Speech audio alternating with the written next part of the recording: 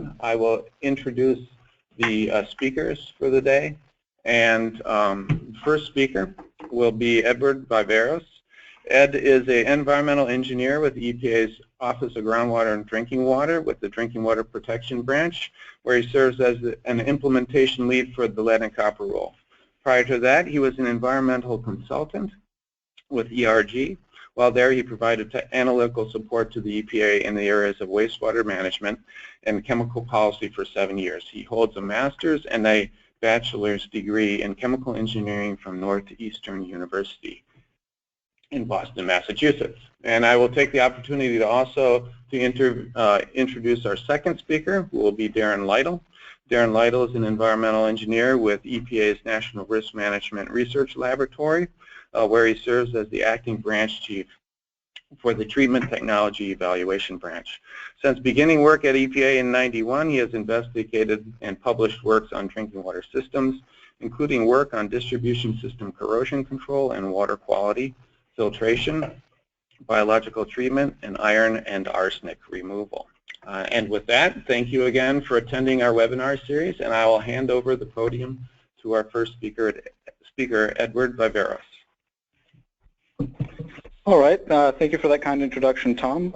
Good afternoon, everyone. Just make sure I'm sharing my screen here. Okay. Thank you for joining us. As Tom had mentioned, Darren will be covering some of the water quality challenges moving forward. And over here at the Office of Groundwater and Drinking Water, we thought it would be helpful to take a moment through our presentation to take a step back and go over the lead and copper tap sampling requirements and what are the recommended procedures for collecting those tap samples, since the tap sampling can be such a critical component to the lead and copper rule. Just one quick order of housekeeping before we dig in. Just a disclaimer, mainly for the benefit of those who are unable to attend the webinar but can refer to the electronic form of the slides later on. I did want to take a moment, though, to iterate that the guidance presented herein does not confer legal rights or impose legal obligations upon any member of the public. While EPA has made every effort to ensure the accuracy of the discussion in this presentation, the obligations are determined by statutes, regulations, or other legally binding requirements. With that said, on to the fun stuff, the lead and copper rule. Again, we'd be doing you a disservice if we spoke only to the tap sampling without also looking at how that ties into the greater picture. So we wanted to give a quick overview of the lead and copper rule to give a sense of how, again, how the tap sampling fits in with the rest of the rule. So starting at the top and working our way into the funnel, the LCR divides systems into 3 broad size categories. We have the large systems, which serve more than 50,000 people, medium systems serving anywhere between 3,300 and 50,000 people, and then finally, today's focus, small systems, which would be those serving 3,300 or fewer people. For the lead and copper rule, system size is a factor in determining the number of samples that must be collected, as well as the applicability and timing of some of the rule's requirements. So here we have a snapshot, Cliff's Notes, if you will, of the lead and copper rule as it ties into the lead and copper tap sampling. So under the rule, both community and non-transient and non-community water systems are required to take lead and copper tap samples. And so these sampling results are then used to determine the system's 90th percentile values for lead and copper. So systems with a 90th percentile lead and copper tap level that's at or below the action level would be required to conduct periodic monitoring, as denoted by the green box at the very bottom left. Small systems that exceed the lead or copper action level, so this would correspond to the middle or the rightmost yellow boxes that we have here under the top yellow box. Those must collect water quality parameter samples during each monitoring period in which they exceed the action level.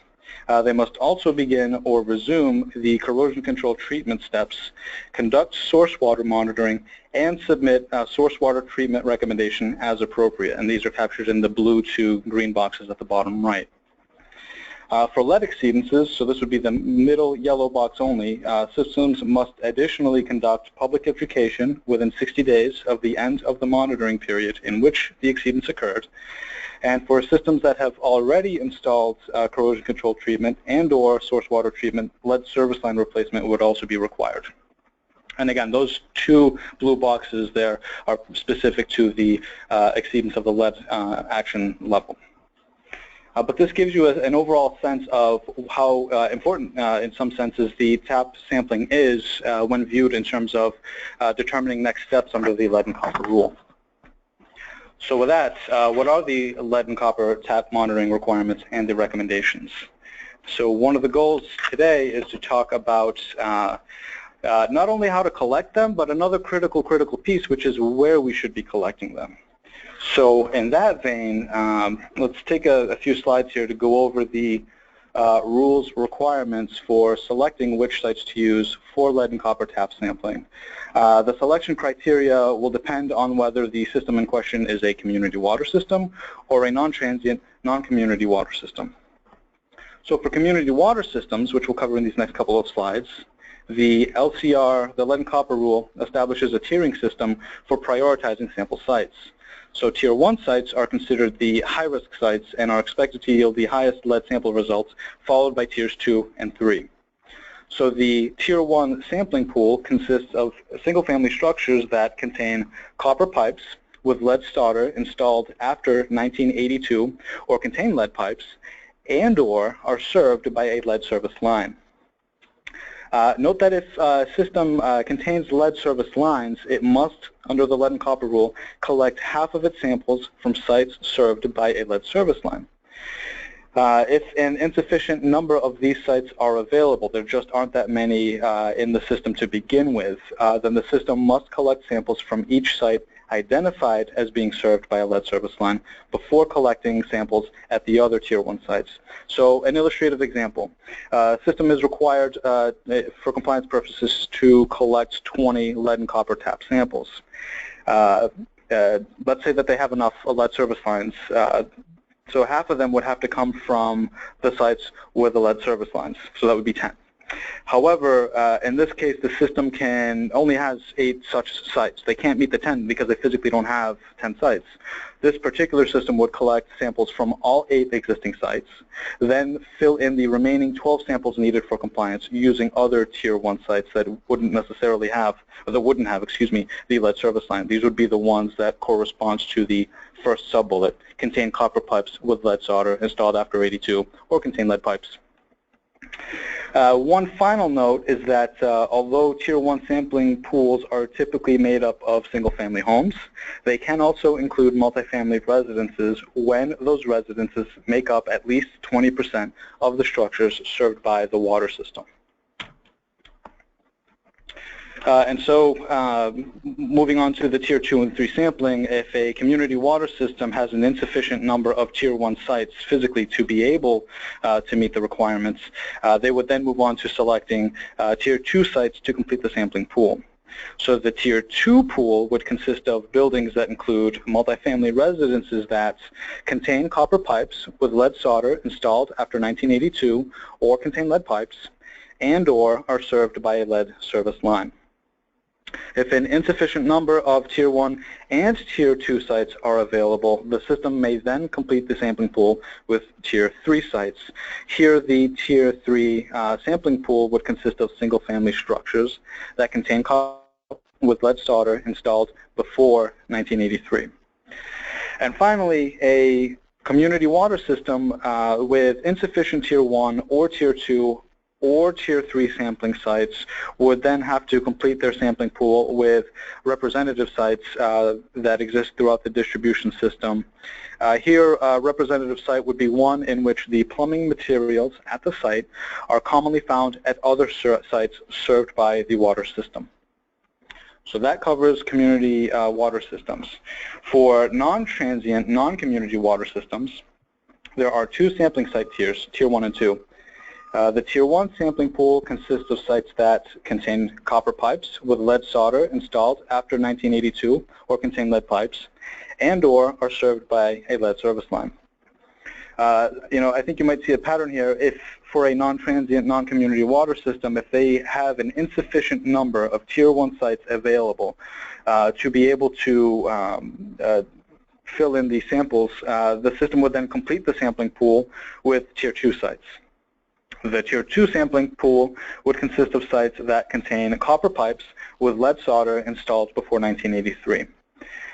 Non-transient, non-community water system with insufficient Tier 1 and 2 sampling sites must complete its sampling pool with representative sites throughout the distribution system. As we mentioned in the previous slide, again, to reiterate, a representative site is one in which the plumbing materials at the site are commonly found at other sites served by the system. As for how many samples we should be collecting at these sites per the lead and copper rule, water systems must collect at least one lead and copper tap sample from the number of sites in the table. The number of sites corresponds to the system's population and their monitoring frequency. In other words, their standard versus reduced monitoring status for the system. One thing I wanted to note is that the reduced monitoring sites must follow tiering requirements that we just discussed. So for example, if a system serving 30,000 people, I almost said 3,300, excuse me, if a system serving 3,000 people has 50 sites, half of which are Tier 1 and the other which half is Tier 2, this particular system would need to collect all 10 samples from the Tier 1 pool of the sampling sites. Other than that, the rule does not otherwise specify which sites should be chosen for reduced monitoring. The ones with the highest lead results, for example, there's no specification along those lines beside what we had just talked about with the tiering for reduced monitoring. However, I did want to point out that states may specify sampling locations when the system is on reduced monitoring, so it may be best for systems who have questions on this to check with their states accordingly. And then finally, in keeping with sampling sites here, some systems, these are primarily non-transient, non-community water systems, may have fewer than 5 taps total.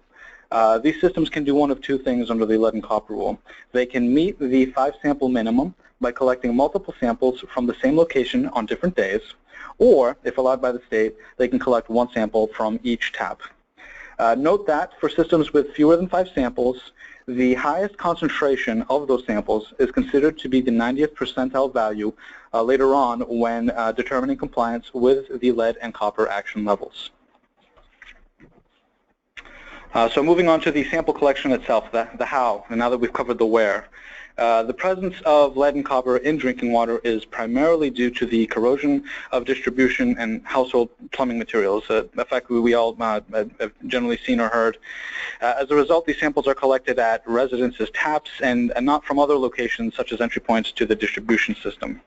The rule requires that all lead and copper tap samples must be first draw, meaning that the water stood motionless, in other words, not used for at least, it's a minimum, 6 hours prior to collecting a 1-liter sample. Systems may be collected by residents so long as they are provided with instructions. However, note that a sample under the lead and copper rule may not be challenged by the water system once it's been analyzed by the lab. To avoid potential problems, systems may wish to do the sampling themselves or review sample collection information before sending samples to the lab. For example, if a sample bottle is half full, or if reviewing the chain of custody indicates the sample was taken from an outside tap, the system may want to consider obtaining another sample before submitting it to the lab for analysis. And finally, samples are required to be collected from taps used for human consumption. In residential buildings, this would mean kitchen or bathroom sink taps. In non-residential buildings, interior taps used for human consumption would be used. In either case, samples should not be collected from hose bibs or utility sinks, as these are not generally intended to serve as water sources for human consumption. Okay, and one quick note about point-of-use devices. Sampling sites with water softeners or other devices designed to remove inorganic contaminants generally should not be used for monitoring. However, there may be cases where all available sampling sites have such devices, in which case what would you do? If that is the case, the system would then identify the highest risk sites, Tier 1 if available, followed by Tier 2 and 3 as needed, and monitor accordingly at those locations.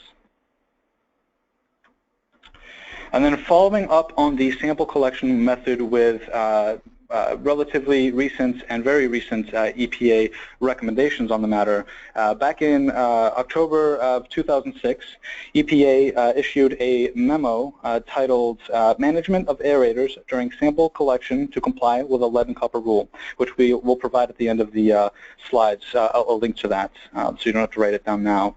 But we wanted to briefly summarize the highlights from the memo, if you will.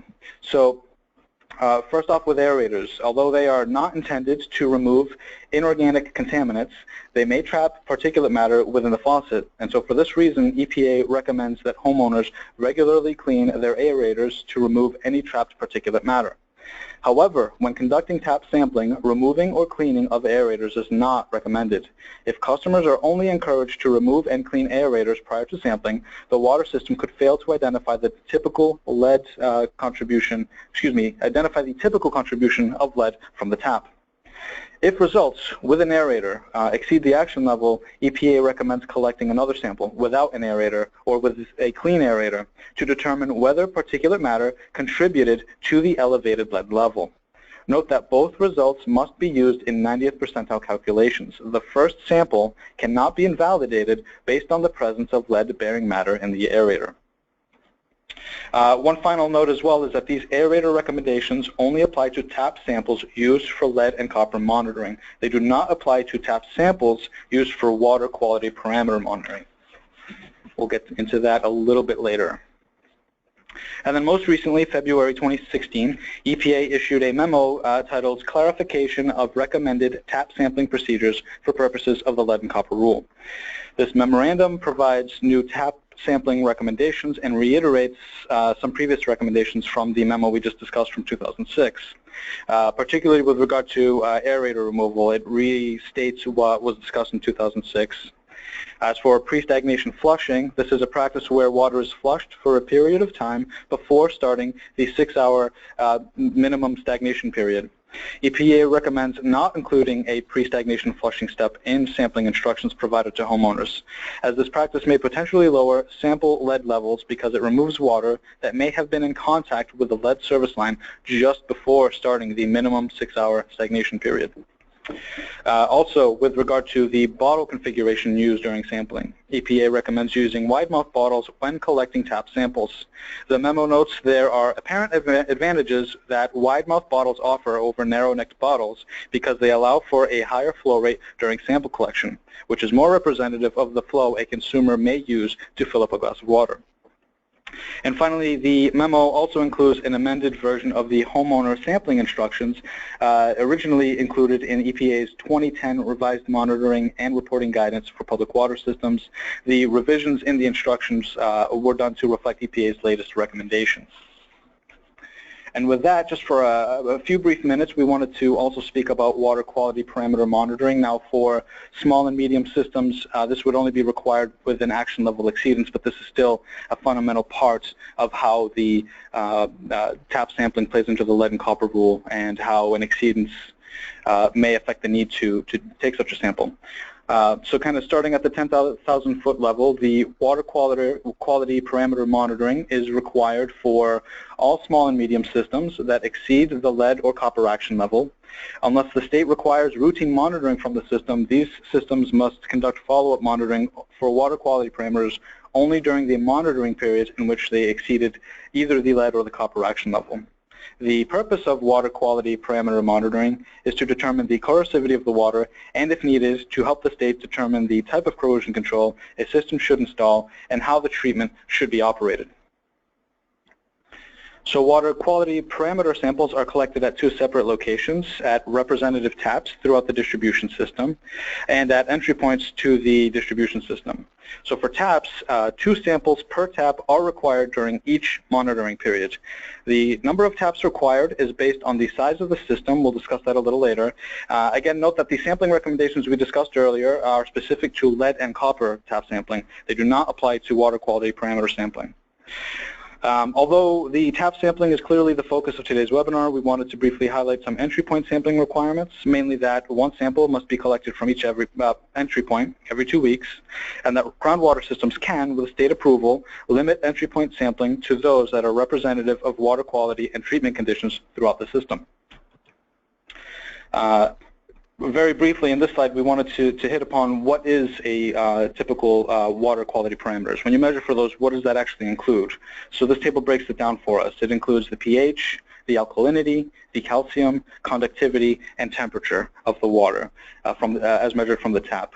Orthophosphate and silica is also monitored when a system is using these as inhibitors as part of their corrosion control treatment.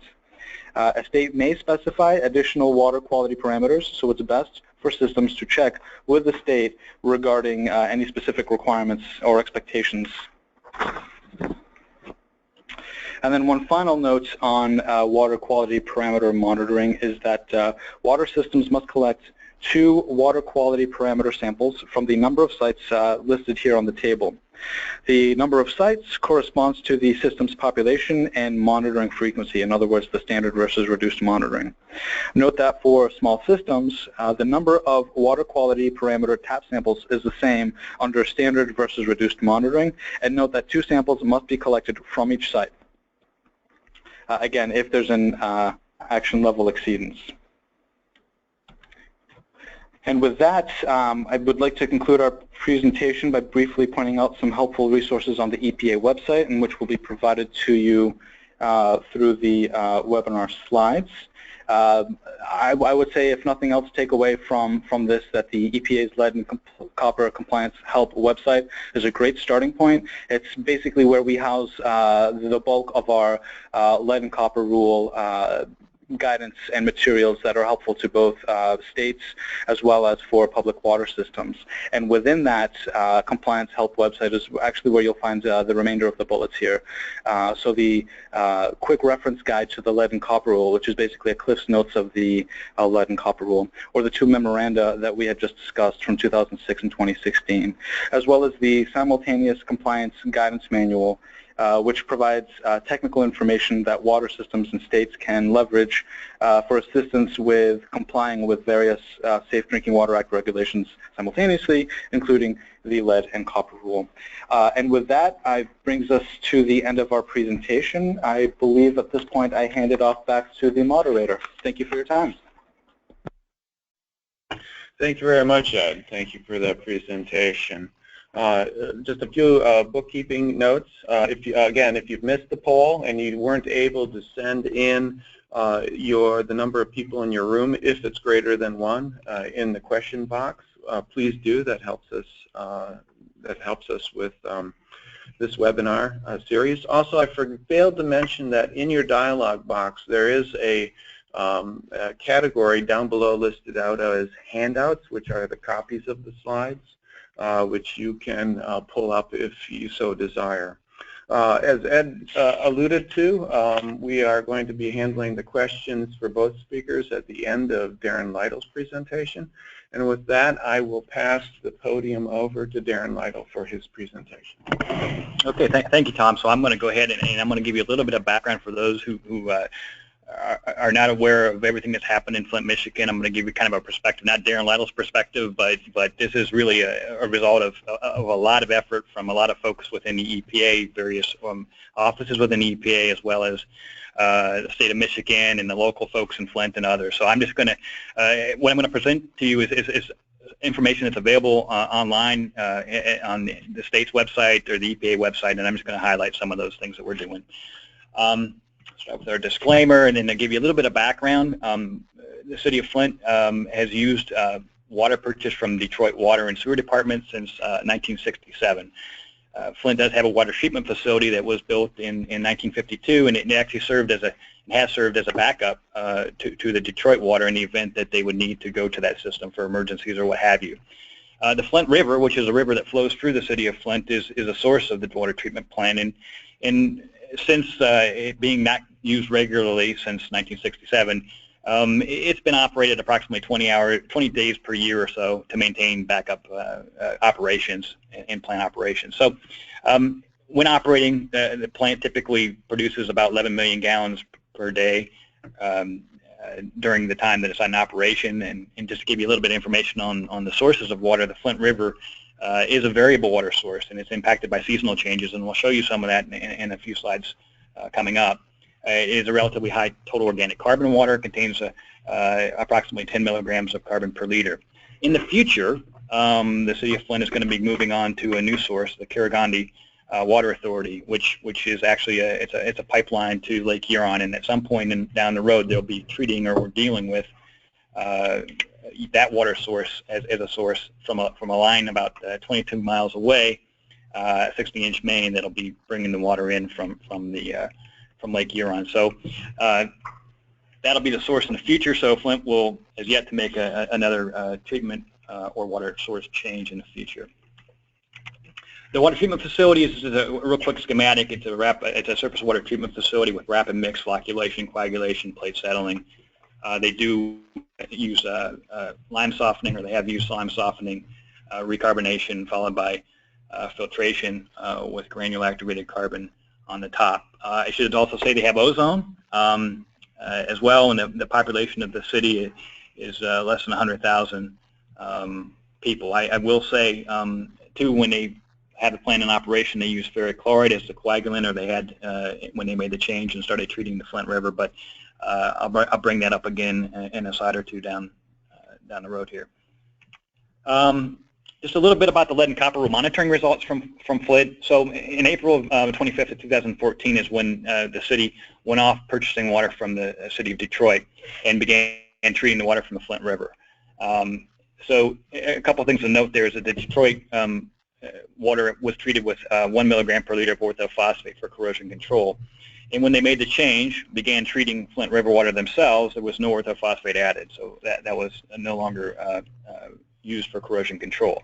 And as it was seen by the state, Flint was treated as a new system when they made the change in water source and treatment. And as a result, we're not required to add corrosion control or continue corrosion control until 2 rounds of successful LCR monitoring results had come in, indicating that perhaps there would be a problem. And so those results for the rounds after the switch from the second half of 2014, the 90th percentile lead value was 6 parts per billion, and then the first half of 2015, the 90th percentile was 11. So during those first 2 rounds, there was no exceedance of the action level with respect to lead in Flint. But of course, we know differently. In February 26th of 2015, folks in the EPA Region 5 were alerted of a resident that had reported elevated blood levels and blood lead poisoning in their child, and as a result, that sparked a whole investigation and the events to where we're at now with regards to lead. So a couple of important, though, LCR sampling issues that were picked up rather quickly in Flint, and the first being is that Tier 1 sites, lead service lines in particular, there was no confirmation that in fact lead service lines were in place in the sites that were sampled under the LCR for their sampling. And then secondly, it was discussed in the first presentation, there was pre-flush instructions on the instruction manual for sampling, or instruction guides to customers for sampling their homes. A 5-minute pre-flush, in fact, was designated, and they were using small amount bottles. So a few points there with regards to how samples were taken in Flint regarding the LCR. So following the change, I talked about the lead, but what about other things? Well, I'm sure most have seen the news, and as soon as they made that change, aesthetic issues were all over. There were numerous complaints of dirty water, taste, odor, etc., from customers, and that made the news quite a bit. They also had a lot of disinfection byproduct issues. In August of 2014, they had elevated DBPs. In December 2014, THM MCL violation exceedance, as well as in March of 2015, and again in June of 2015. So this was an issue for them during this time when they were on the Flint River. Secondly, they had low disinfection levels and biofilm issues in the distribution system. In August of 2014, they had a detection of E. coli and low chlorine residual, which resulted in acute and monthly TCR violation, and then again in September 2014, a TCR violation, which triggered a boil water order. So this was an ongoing issue. In part, I mentioned that the high TOC levels in the Flint River were an issue, and they had issues maintaining the chlorine residual, and they were constantly trying to increase the chlorine residual to compensate for the demand in the distribution system, which also probably triggered some of the issues with the disinfection byproducts. So let's take a quick look at the plant. This is the entrance. This picture has been seen throughout the news media. And so let's take a look at the tap water temperature in the water. This is at what the city calls the tap water, the tap location, which is the water leaving the plant, entering the distribution system. And then what this is showing is just, showing the temperature ranges from, maybe a low of 7 or 8 degrees C to almost 25 degrees C during the time period before the switch. The dashed lines represent the period when the switch was taken, which took place, going again to treating the Flint River, to the point where they went back to receiving water, purchasing water from the city of Detroit. So what this shows is that the fluctuations with season, what you expect, were fairly wide range, and then when it got to the Flint River being a smaller river, and such, was more impacted by the temperatures, particularly the cold water temperatures. The range went down to as low as almost 1 degree C or so. So it got quite cold in the winter. So let's look at some other things. So this is a graph of pH at the tap, and so this is the water entering the distribution system, and there is some there is some variation, maybe between pH 7.2 and 7.5 or so of the Flint River, the Flint water from Detroit. But once they made a change, what you see is pH values ranging from low 7s up to as high as 8.4.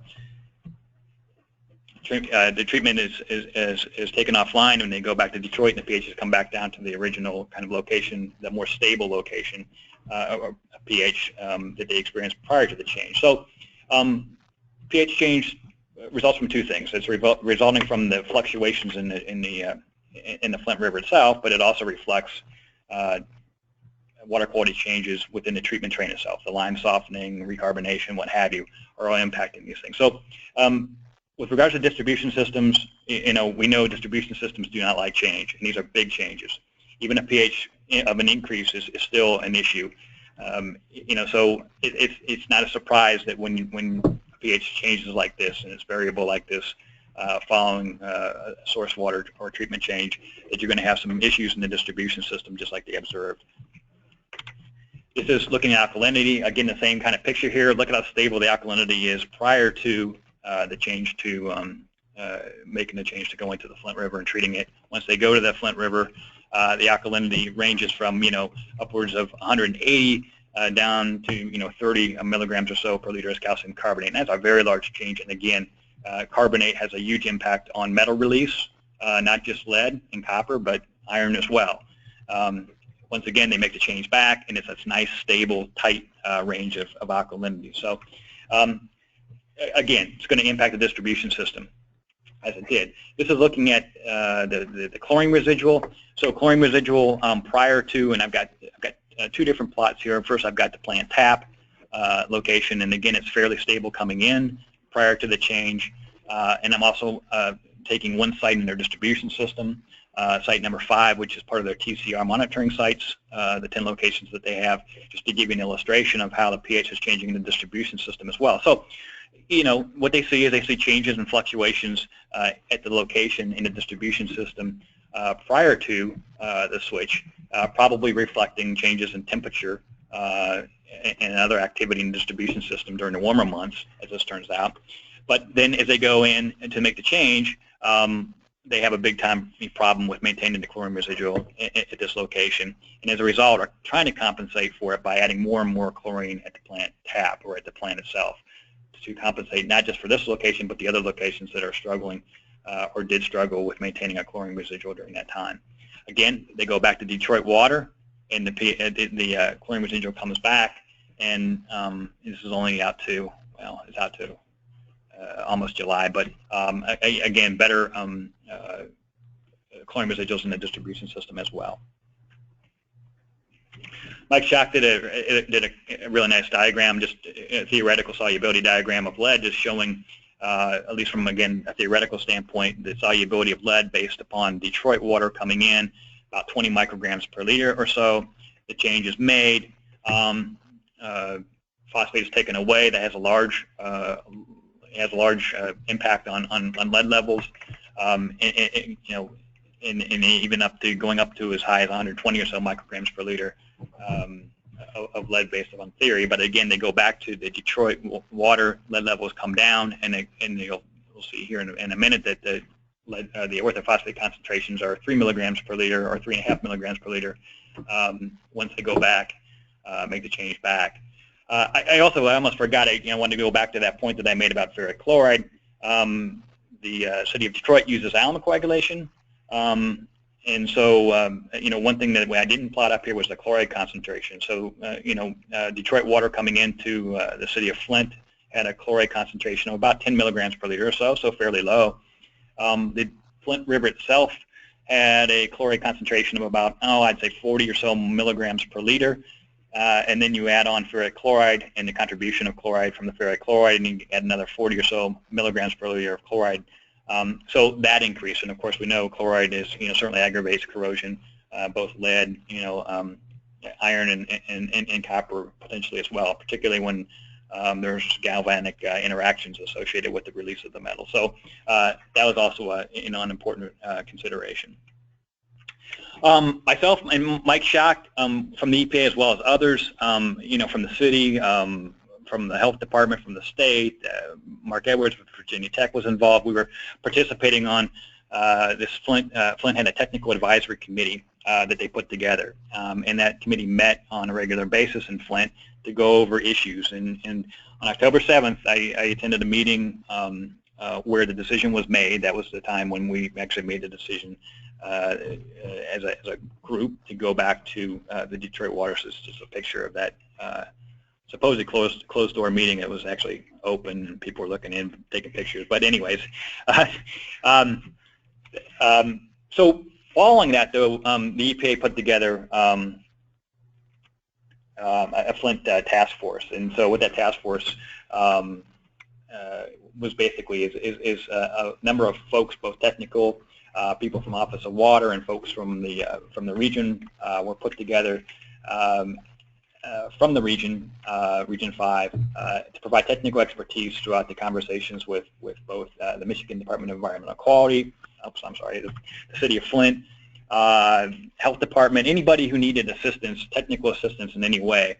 The task force would get together and provide input, whatever may be advice. I direct you to the web link below, and everything that we've done, it's been there. Committee consists of Bob Kaplan, who chairs it, who's now he's the acting regional administrator, and Miguel Del Toro from the region, myself, Mike Schacht, Jeff Kempick from Office of Water, Tim Henry, and Tom Floyd from the water division in the region, and Jonathan Pressman with our group here in Cincinnati, who's come in and provided a lot of input and insights into disinfection and chlorine residuals and distribution systems. One of the things we commented on was the MDQ protocol, the prior protocol that was used by the City of Flint. That again, I mentioned there was a 5-minute flush designated in the smallmouth bottles that were used. Other things that we've done, we came up with a list of recommendations early it was actually late in 2015, December 2015. We came up with a list of recommendations of activities that should be performed or taking place in the city to help them get them back online. Those activities included lead service line detection methodology study, corrosion control optimization studies, lead source release diagnostic studies. There was a lot of interest in the form there still is of lead. Is it particulate? Is it soluble? We talked about a household occupancy and stability lead release study, study on exposure estimates as it relates to health related impacts. Pipe loop rig, which I'll talk a little bit about. It can be used to study future water quality and treatment changes, and then distribution system modeling. Just to give you a sense for the activities, a lot of sampling is going on and continues to go on and has gone on in Flint. I've listed EPA sampling, from the pipe loop rig, sequential sampling, filter studies, and disinfection residual studies, and all kinds of DBP studies. The city of Flint themselves, of course, have done their compliance sampling, and the Michigan DEQ has done a ton of sampling, and I'll show you some of those numbers. Virginia Tech has come in and done some sampling. They had actually come in prior to the change and had done lead sampling in households throughout the community using the proper LCR monitoring protocol. They've done a couple of assessments since, and they've also done some microbial sampling, and then others have done blood lead levels and microbial samples throughout the community. So there's a lot of sampling been done in Flint. MDEQ has their resident requested sampling. So this was a setup that allowed residents to address their concerns of their water quality. They offered to sample taps for lead and copper throughout Flint, offered it up to the residents, and so again, this was actually performed under after 2016, January, the analysis were performed under the appropriate LCR sampling protocol. Bottles were supplied to the residents as requested at the water treatment facility, and folks sampled a large number of samples. So since January 2016, and as of July 20th, there have been over almost 23,000 lead samples have been collected throughout the community based upon residents requesting those samples. I can't think of any other community in the United States where there's been such an effort to collect samples. Now there is some complications with the data set in a sense that we're finding that residents might be collecting multiple samples. Some residents maybe not necessarily collecting samples at their kitchen taps. Maybe they're collecting samples from showers and other locations that wouldn't be used for drinking, perhaps. Again, we found residents taking multiple samples, maybe in some cases folks taking samples from the filters, the point of use filters that were put on or in place throughout the city as well. So, but nonetheless, it's a valuable data set and is certainly informative. This is just a graph showing how the number of samples have increased with time, and all this information is on the MDEQ's website. In addition to the customer requested samples, there's what they call what the state calls the Sentinel Site Monitoring Program, and these are sites, or these are locations that are intended to reflect the future, or well, I should say current LCR Tier 1 sampling sites. And I say that because they wrapped up their first half of the year sampling, and we're awaiting those results. But nonetheless, they've used these sampling locations for sampling, for LCR sampling. Again, no pre-flush, aerators left in place, wide mouth bottles, and have done made some attempt to identify whether or not lead service lines were in place through interior inspections, physical maps, and historic records. And in some cases, even done some sequential samples to just confirm that lead service lines were in fact present. These were resampled at frequent intervals. I think they had 5 rounds of Sentinel site samplings during the last 6 months that will be used again to pool for the LCR compliance data set that they'll soon be announcing the results of. Just a quick look at some of the data. This is just, again, pulling from their website, 5 rounds of these Sentinel site samples, just showing the percentage above. These are located. They actually identify whether or not the locations have confirmed lead service lines, and so these are just pulling from the locations that in fact do have confirmed lead service lines. Showing the percentage above various thresholds. 16 micrograms per liter. We're looking at across the board approximately 11 or 12% of the samples collected. The numbers of samples collected in each round are provided here. Fall above 16, and then there's a certain percentage, lower percentage that are above 50, and then a percentage greater than 150. Now, the 150 parts per billion has been a concern identified. There was a lot of discussion about these samples and the presence of particulate matter, and certainly some of these numbers would certainly be indicative of that. That there's particulate issues, and has led to concerns about the water usage, and so there have been flushing strategies implemented it's been in the news and seems to have improved the presence of particulates, because the tendency of folks in Flint, many were not to use the water, and that's certainly not a good thing when it comes to corrosion control. We need to get the orthophosphate out in the distribution system. We need to keep the water moving. We don't want particles to settle out, and there was certainly evidence that that was in fact occurring. This is again information from the state of Michigan, and just up until between January and May of May 11th, just gives you sort of an indication of how many filters, replacement cartridges, and water testing kits, as well as bottled water, has been provided to the city during that time period. It's a lot. We are involved with pipe loop rigs. We put together pipes, and I don't want to go into the details of the pipe loop rigs other than to say you can read it here as I speak. But we were pretty pleased with the success of these. We built pipe loop rigs and inserted pipes that were extracted from the city's distribution system, and that's always a concern for us because there's a lot of disturbance involved with that kind of thing. You're taking lead pipes out of the distribution system, putting them into a pipe loop rig, and so we were certainly concerned that these things might not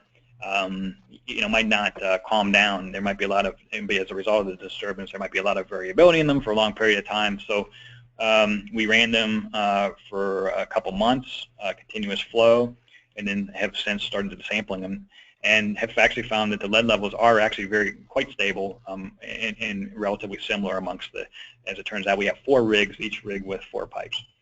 The intent of these isn't really to help them at the current time, but in the future. These pipe loop rigs are in place so that when they eventually move to the new source that I mentioned before, that they could use these pipe loop rigs to help the city predict how the new water source and treatment is going to impact potentially lead, and then be able to use the pipe loop rigs to help them identify technologies or the approach. Maybe it's adjustment of phosphate dose, but anyways, it'll help them identify how to bring the lead levels down should they be impacted by the change. Just some pictures of the pipe loop rigs, us building them, the rigs themselves, someone removing a pipe, and showing people the rigs and stuff like that. Of course, Mike and I, we love to look at pipes, and these are just a couple of examples. We also, of course, we look at every pipe that we receive, and the pipes that went into the rigs are in the process of being analyzed. There's also concern, just not from lead itself, but a lot of the services that were identified, or issues that were identified, particularly in cases where particulates were involved. There was oftentimes a lead service line that was connected up to some galvanized pipe, and we know that galvanized or iron can accumulate lead, and so not only do you have to worry about controlling lead, but you also have to worry potentially about controlling iron and particulate release of lead that's associated with the iron as well. So we actually have some pipes that we'll eventually be analyzing that are galvanized and their counterpart lead pipe. Corrosion control assessment, sequential sampling is one thing we've done quite a bit. There's been a big effort in the region to capture a series of samples. We go to a tap, we capture a series of samples. Sequence of samples that might be 12 to 15 samples. The first 2 samples are 125 ml samples, followed by a series of 1 liter samples, and the intent here is to understand lead release from different sources that could be in the household. So whether it's the faucet, solder, or the lead service line, sequential samples are good for identifying and understanding the sources, not only understanding the sources, but then too understanding the effect of treatment over time. So how does orthophosphate addition in the case of Flint, and changing back to the original source of Detroit water, how does that impact lead release from the various sources?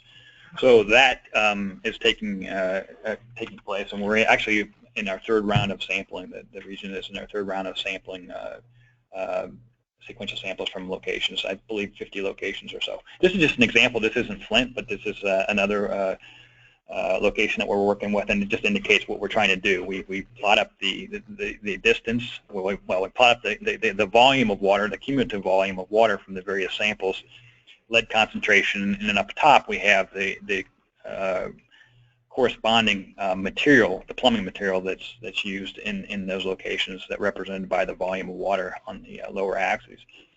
So in this particular location, there's a galvanized pipe, but the lead service line is way out here. And so what the sequential sample shows you, in this particular study, is with this community. The first sampling event was before they installed treatment, and you can see that the lead service contribution is the main lead source and produces a lot of time. The second sampling, the third sampling, and with treatment, in this case, orthophosphate addition, lead levels come down at the source as well as at the tap.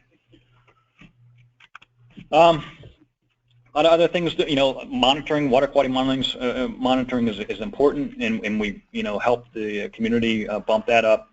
Not just, they have 10 locations that they sample for the TCR requirements, but also too, we added locations and continued to sample those locations, looking for things like free chlorine, pH, orthophosphate residual in the distribution system. Long-term monitoring is also, of course, needed for regulatory compliance for TCR and DBPs and chlorine residuals, and just best practices. So all these things were bumped up. Just as a map showing you that there are a lot of locations in the distribution system that are being sampled. The yellow is the TCR locations that the city has. There's 10 of those, I believe.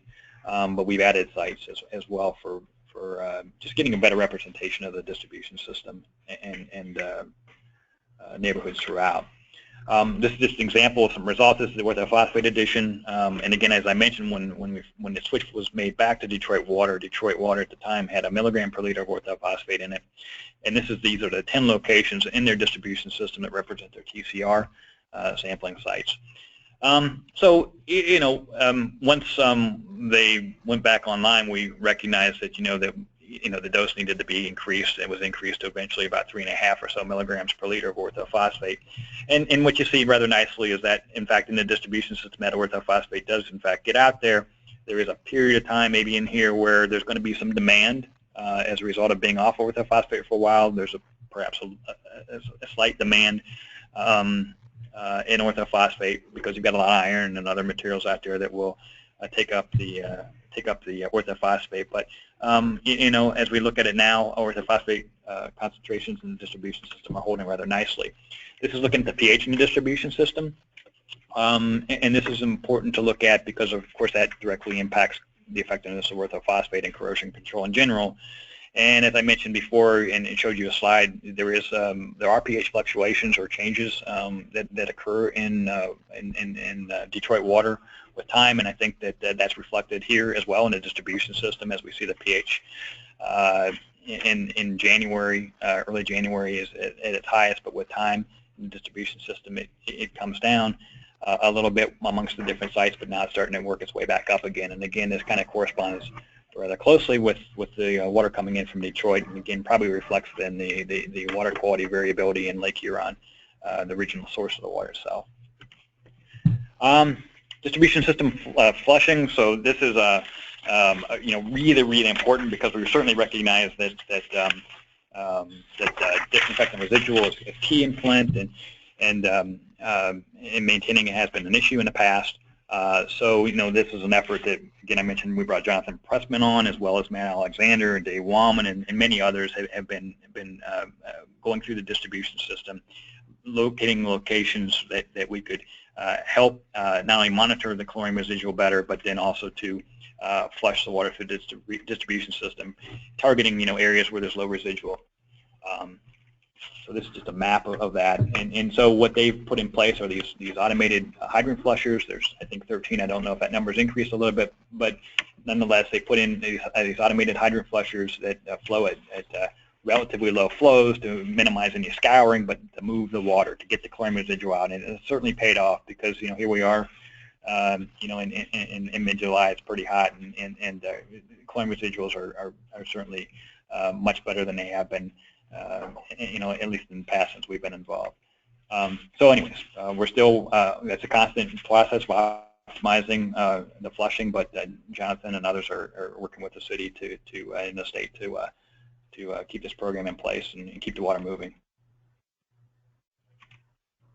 A distribution system hydraulic modeling is also very important, and this is something that the city didn't have a real good handle on, and we have certainly here in the building in Cincinnati here, EPA, Regan Murray, and others with our Homeland Security Office have stepped up and assisted the city with building their modeling capabilities, their hydraulic and water quality modeling capabilities, and of course this is important to again understand flow patterns to the city to get the chlorine residual moving to where it needs to get to, controlling DBPs and evaluating water quality changes in the distribution system with changes in weather, temperature. So Regan and others have, again, been working closely with the city to get the information necessary to put the model together, and that's an ongoing effort as well. Filter grab study, all I'll say about that, because this was in the news on and off, as there were concerns that the filters, the point of use filters that were provided to residents were not going to be effective at removing or reducing lead levels, particularly if the concentration of lead was above 150 parts per billion. So we were involved, the state, and we're involved with sampling locations, taking samples before point of use devices. Throughout I can't remember the total number of samples, but anyways, we were taking samples from cold water lines that were collected through taps prior to a point of use device, after, and then a point of use device was replaced and sample was collected again. And those results were very good. There were samples above 150 micrograms per liter, but nonetheless, and the 150 microgram per liter level simply came from the conditions under which the filters were evaluated under NSF protocols. But nonetheless, the filters were and have been and continue to be shown to be effective and protective in reducing lead levels, both particulate and soluble lead levels at the consumer's taps. Some current things that I want to mention that are currently, that we are still involved with and still doing, and one is the lead service line detection methodologies. One of the biggest challenges, and I think in Flint and other places that we're finding now is identifying whether lead service lines are present or not. If you can't see it come into the house, are they there? And that's been a big challenge. So we're doing some work in this area right now, as well as the particulate. Trying to understand the particulate fraction. What are the particles made of? What's their size? What's their mineralogy? Those kinds of pieces of information to just better understand, the source of lead, but also to how to control the source of lead. Corrosion control treatment optimization studies. We're planning ahead. We're thinking. We're working with the city and the state, and we're thinking ahead about, again, making that water treatment change, going to another source. And then the pipe analysis part associated with both the pipe loop rigs, but also to just getting a better handle. We'll want to take a look at lead service lines after they've seen orthophosphate for a while, and just make sure that we understand, is the orthophosphate doing what it's supposed to be doing? Is it interacting with the lead to form lead orthophosphates that reduce the lead solubility? Certainly, we don't want necessarily other things to be forming, like aluminum phosphates or calcium phosphates. Our intent is to form relatively insoluble lead orthophosphate. So looking at pipes will tell us that. So I guess I'll wrap it up with my last slide, and it's just kind of some lessons learned, and this is really broad. There's been a lot of lessons learned, but to kind of summarize them here is, water treatment and water source and treatment changes must be done very carefully with really conservative, close, and appropriate review. Under the LCR, of course, we talked about some of the issues with the pre-flush and allowing the pre-flush, and the instructions, the bottle type, and the confirmation. As I mentioned, again, the lead service line to confirmation has been a challenge. It's a challenge for, I think, a lot of communities. Communication has been a tremendous challenge, and you've got multiple government agencies stepping up and trying to do the right thing. The federal government, state, county, city. There's multiple branches of the state and local government involved. There's a health department, MDEQ, the media. Of course, there's just, as you all know, there's tons of media involvement and reports. Local folks are active and have opinions and thoughts and concerns.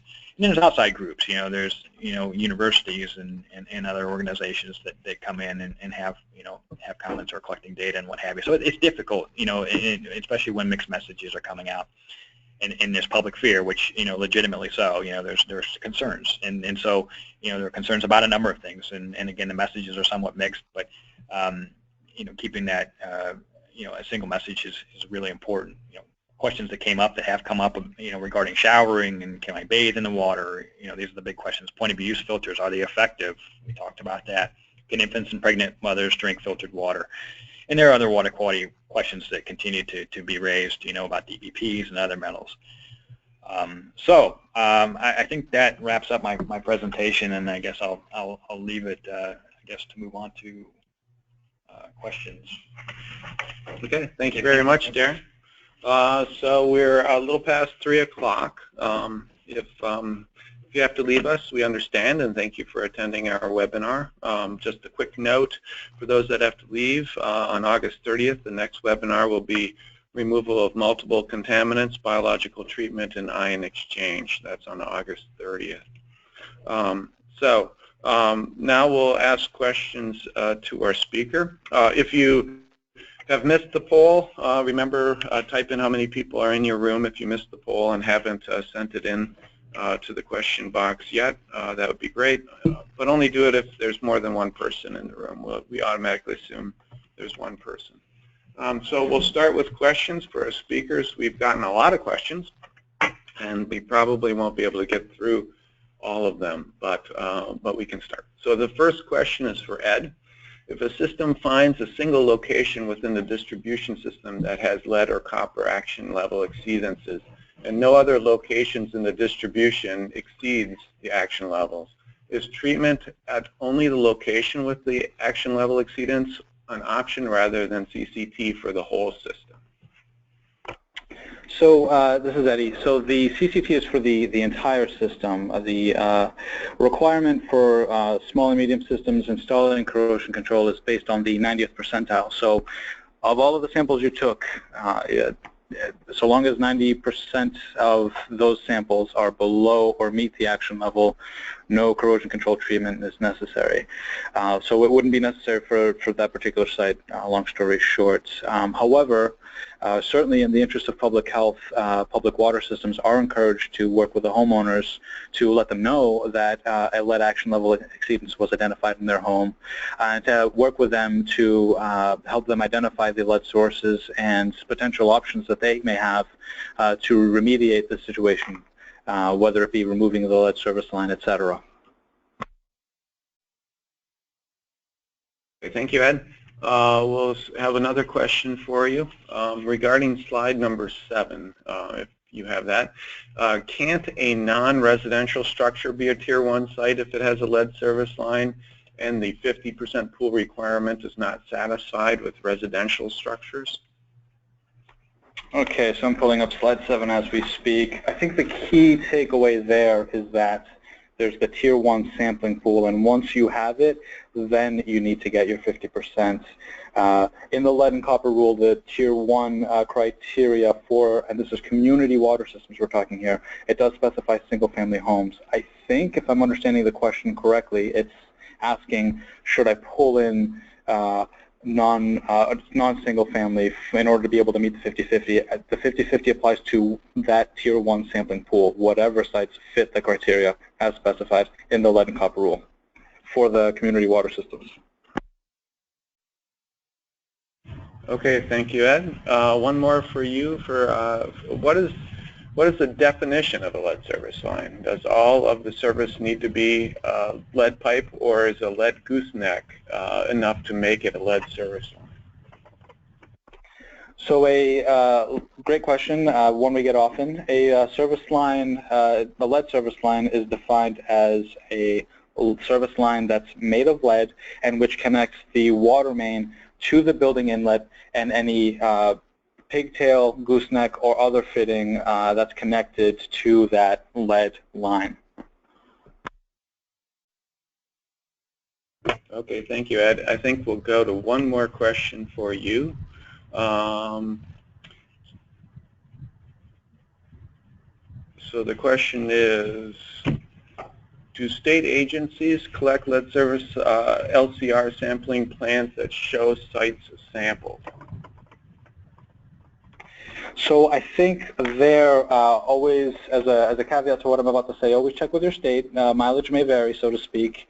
I know in some states the state is provided with a list with addresses, and so in that sense, there's a sense of what the location is for the sampling plan.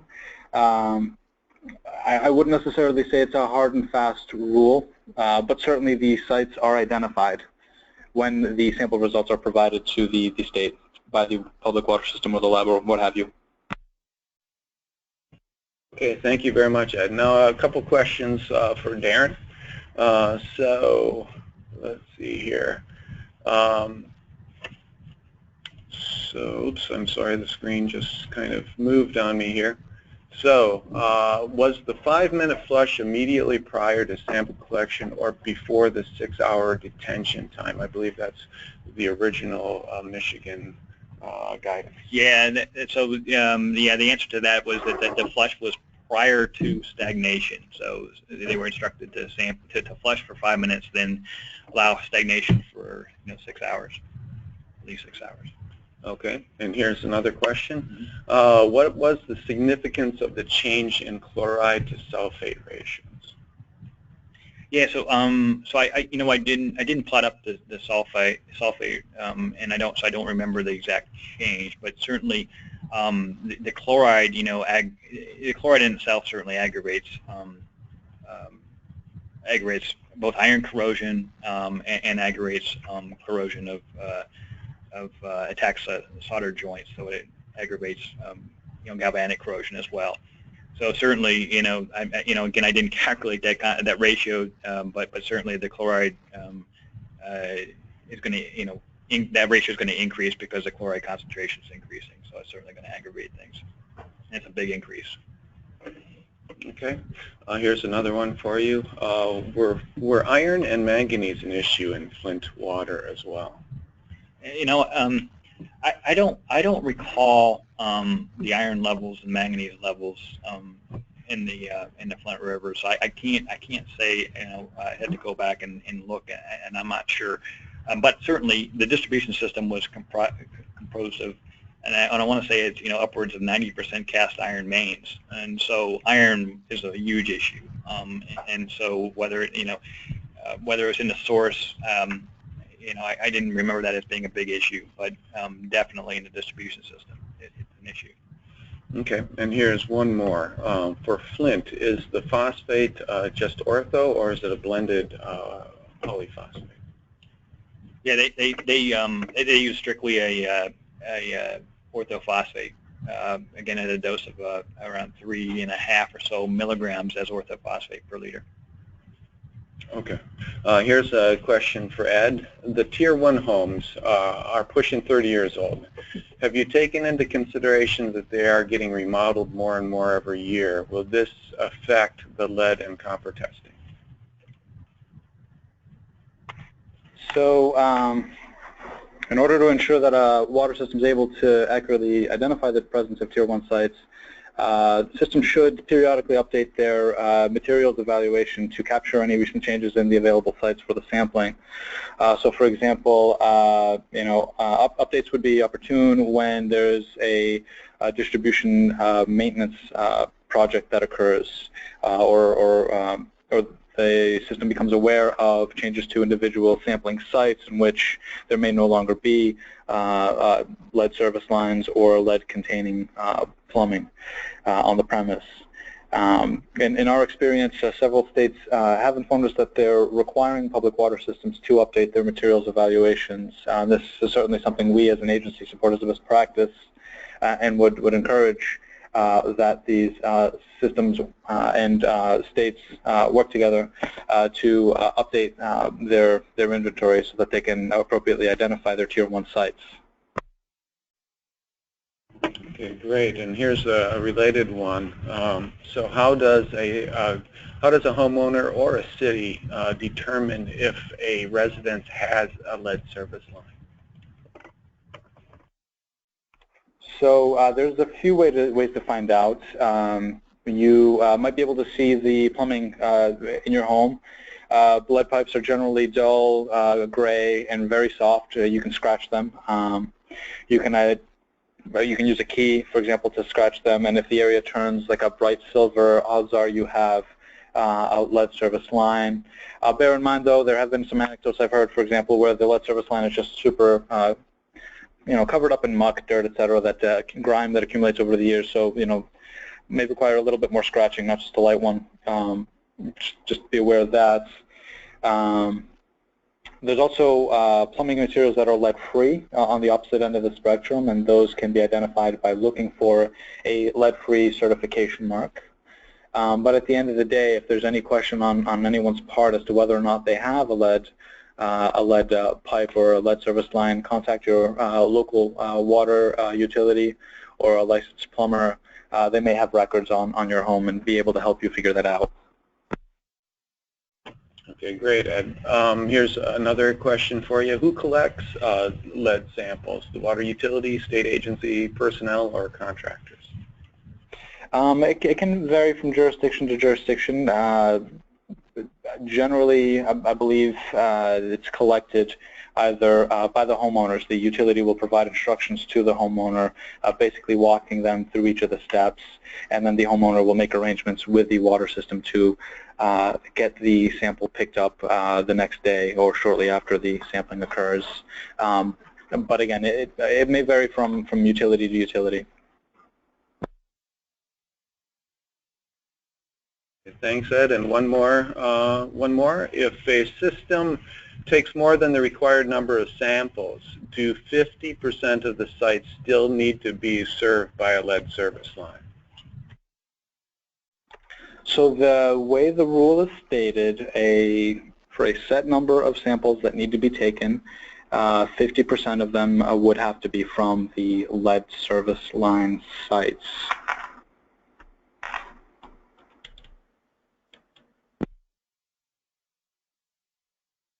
Thank you. Was a question for Darren, I guess. We'll move over to Darren. So, are the raw and finished water quality parameter data during the event for the Flint treatment plant, is it available? Are they available? You know, I believe that there is some data available again on like the plant operating records were available, I believe, on MDEQ's website for some parameters, the main ones like, for example, pH. But I don't remember what all is there. I mean, the data that I presented here was in fact from that website, and there was raw data as well. It shows a plot, the plant data. Okay, great. Here's another question. Have DBP levels fallen since Flint switched back to Detroit water? I haven't done a lot of work on the DBPs myself, but that's Johnson Pressman's area. But the answer is, yes. I know that they have not had any problems with DBPs since the switchback. Okay, great. Here's one last question. How does a water softener affect tap water lead levels? Does it potentially raise or lower the lead level? Yeah, so years ago we did a study looking at the impact of household water softeners on lead levels, and published that work. Tom Sorg had done a lot of that work with Mike and myself, and our findings were that the softener itself did not contribute to elevated lead levels, copper levels, or any other metals for that matter. So that was those were the results of that particular study. So I would say though that if someone could demonstrate to me that calcium was in some way an important factor in reducing corrosion, which is really not something we see. But if it was, perhaps there we should take a look at it. But generally, I would say no, it's not going to be a concern. Okay, so if a system has a majority of cast iron mains like Flint, what is the most important parameter to evaluate? That's a good question. So we've done a lot of iron work here in the past, and I would say that the factors that are important are really sulfate, chloride, and alkalinity or inorganic carbon. And so we've seen that both sulfate and chloride to a greater extent will increase red water, iron corrosion, iron release.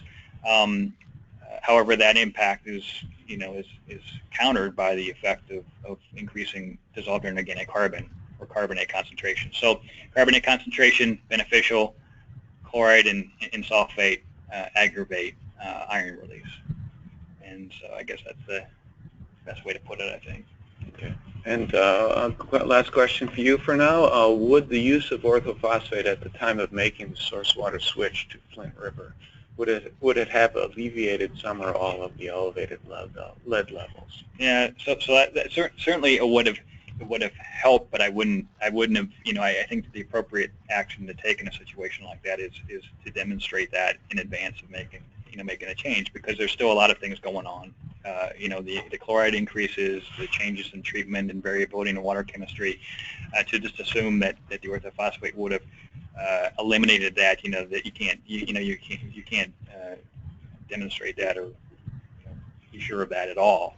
And again, the appropriate action would have been to demonstrate, what should be done is to demonstrate that in fact that treatment change in advance, like we're trying to do right now with the pipe loop rigs, and anticipating the future change should be in place and could be evaluated in advance of making that change in the impact distribution system full scale. So is a corrosion control plan required when a source water is switched?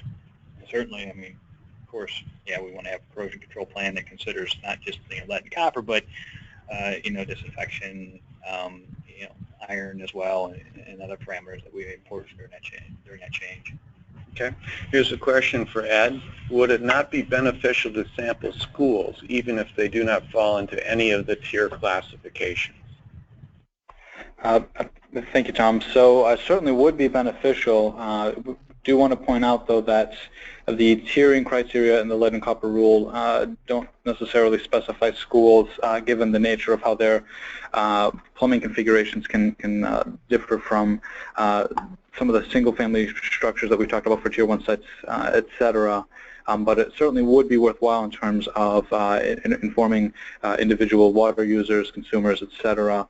It's my understanding that in the Commonwealth of Massachusetts, in fact, the state requires that water systems, when they provide their samples, take 2 additional samples from schools, just so that there's an ongoing understanding of what the lead levels look like at those schools. One final note on that is, if you do take school samples, those wouldn't count towards your 90th percentile unless they meet the tiering criteria. So, care should be taken in making sure to be clear of that, so that neither the state nor the water systems run into any surprises down the road when they submit their samples and might inadvertently end up 1 or 2 short. Okay, great, Ed. Here's another one. If a community water system is required to collect 20 samples and they have over 20 lead service lines of sites available, but also have copper plumbing with lead solder, do they choose all their sites from the lead service lines, or do they go with 50% lead service line and 50% copper with lead solder? So for this one, to be consistent with the requirements of the rule, you would go 50-50. 50% of them would be from the lead service lines, and then fill in the remainder with the copper with lead solder sites, again, to meet that specific requirement of the rule. Okay, great. Here's another one. 6 hour, with regard to the 6 hour standing time, is this a minimum standing time? Can it be more than that? It certainly can. It is a minimum, and not to be confused with in exactly 6 hours, hence the recommendation for not pre-flushing. I think kind of taking a holistic look at the sampling, you want to capture whatever is representative of typical use at that home. So in that case, if it's, it may be more appropriate to have a sampling that would reflect more than 6 hours, because that's the length of time that the homeowner would typically go before using the faucet, the tap, after an extended period of time, et cetera. So that's some of the, what feeds into the rationale as to why it should be a 6 hour minimum. Okay, great. And one last one before we go back to Darren. If the sample is analyzed and later found to be collected from an outside tap, is it still used for compliance determination? So for that one, typically the answer I give folks is, there's a part of the lead and copper rule that goes over the invalidation criteria. There are 4. As long as it can meet any one of those 4, you're good to go. In this particular case, finding out that the sample was not collected from a tap used for human consumption, I do believe falls under one of the 4 invalidation criteria specified in the lead and copper rule. Okay, here's one for Darren. Were the pipe loop rig experiments conducted with flow and pressure similar to that seen in the distribution system in Flint?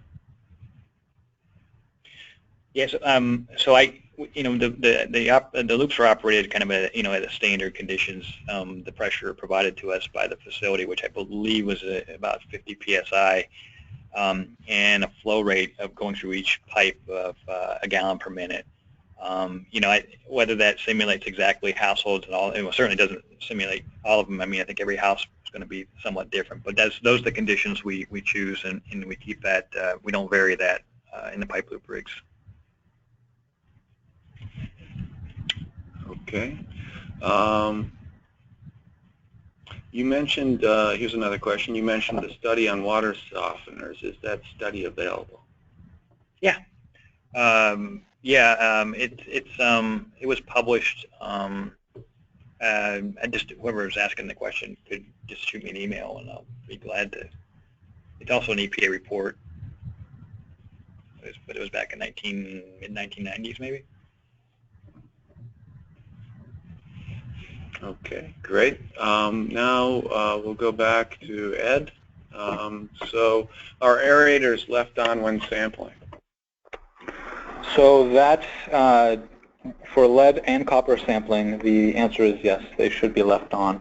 My understanding, however, is that for water quality parameter samples, which we did hit upon towards the end of the presentation, for those you may actually want to remove those. So bear in mind the function there depends on, whether or not you're taking them off will depend on the type of sampling you're doing. So on for lead and copper tap, off for water quality parameter tap.